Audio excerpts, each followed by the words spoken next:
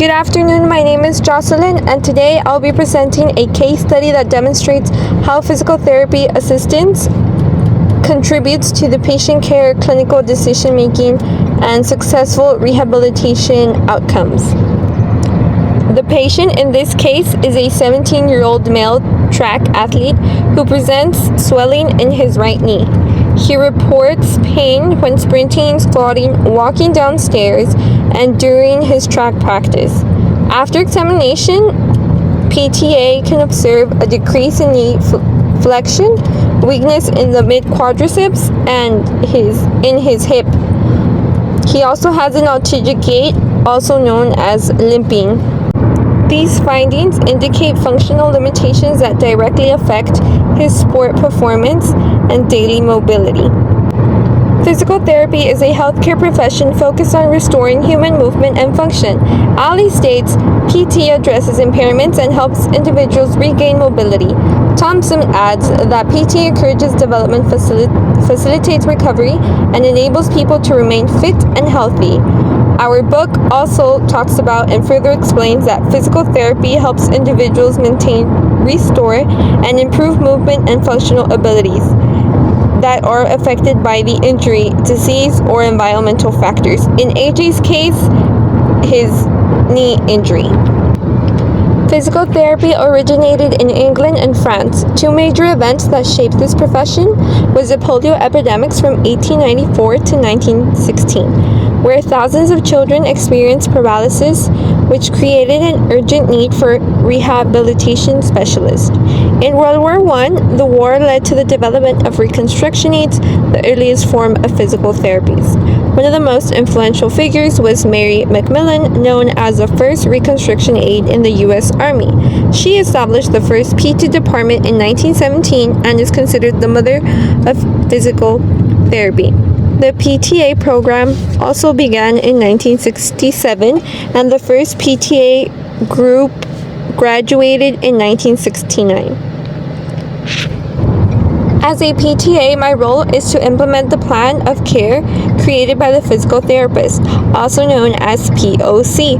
This includes collecting subjective data such as the patient's medical history, their complaints, their pain levels, and functional limitations, assisting with interventions that target the patient's impairments, monitoring the patient's response to the treatment, and ensuring safety and proper technique is used during all exercises.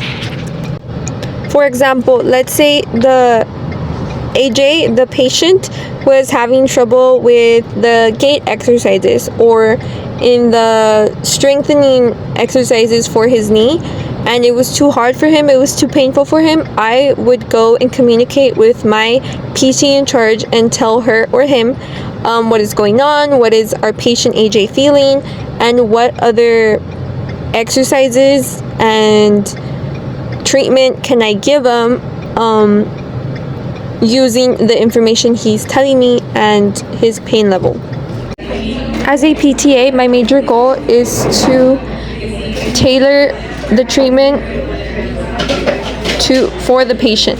So I would be adaptable and use my critical thinking skills to modify exercises if the pain increases, adjust resistance or the technique being used, identifying wrong movements, and motivating the patient when frustrated or when they're tired, right? Obviously, any modifying and adjusting I would be referring to my own knowledge, but mainly what the main PTA supervisor tells me.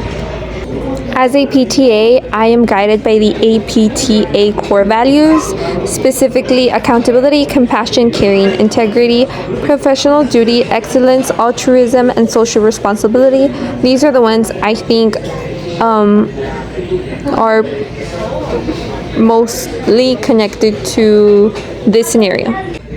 I will also follow legal and ethical standards, known as practicing within my scope, protecting the patient confidentiality or FERPA, ensuring informed consent, making sure like he or she has signed all like papers, maintaining professional boundaries, always being respectful, and reporting any safety concerns he or may she have, including myself. Some exercises we can give AJ, or also known as interventions, are strengthening his quadriceps and hip muscles, increasing his knee range of motion, reducing swelling through the use of cold compressions or like cold ice packs, practicing walking up and down the stairs, which is something he is currently having trouble with. Doing gait training, also known as walking, to restore proper weight-bearing activities, like him learning again how to walk correctly. And last but not least, gradual return to sport activities. I know he's in track, so first he would start with walking and then maybe power walking, making sure he's putting his weight correctly on his ankles and feet, and then going from jogging all the way to running to make sure he's ready for his specific sport. Quoting Plagiarulo, physical therapy is important because it leads patients to have an optimal quality of life in relation to movement health by preventing, minimizing, and eliminating restriction caused by diseases, disorders, conditions, or injuries. In AJ's case, it's a knee injury. Furthermore, a PTA role is important because it's a person that executes a plan of care and makes sure the patient is doing the exercises correctly and in a safe manner to prevent any more injuries. In conclusion, as a PTA in this scenario, I would teach AJ how to treat his injury, specifically like what exercises to do, how to prevent further injury, how to safely regain range of motion on his knees, hips, and quads without pain, and helping AJ return back to his track sport safely.